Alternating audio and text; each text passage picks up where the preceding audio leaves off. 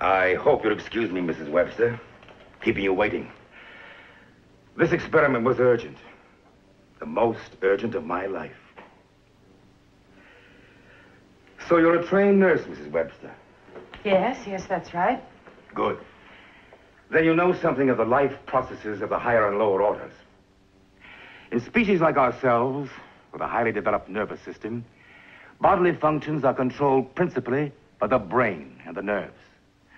But in creatures with a less complex nervous development, life processes are governed by chemical substances, secreted by ductless glands and carried in the bloodstream. Like hormones. Being a doctor, I was tremendously impressed by the healing power of just one hormone, hydrocortisone. And it occurred to me how much more potent this hormone would be in a creature with a simpler nervous system, one that depended on that hormone to live. For example, there are some small lizards that, when attacked, detach their tails completely. Yet in a very short time, well, this little fella was well on his way to growing a new one. There are even one or two species that can replace an entire limb if they've lost one. Here's something intriguing. Two similar muscular charts. You might take them for the same animal.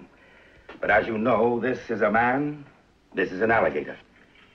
This is all very interesting, Doctor, but you were going to tell me about Paul. Everything I've said concerns Paul. I knew I'd found my life's work. I wanted to extract this wonderful reptilian substance and use it to cure human injuries. Mrs. Hawthorne, she was still Mrs. Webster then. She remarried after Paul's father died. Mrs. Hawthorne financed my researches and set up this clinic.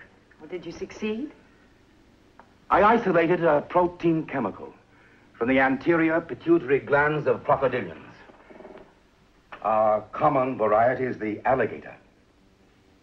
Alligator?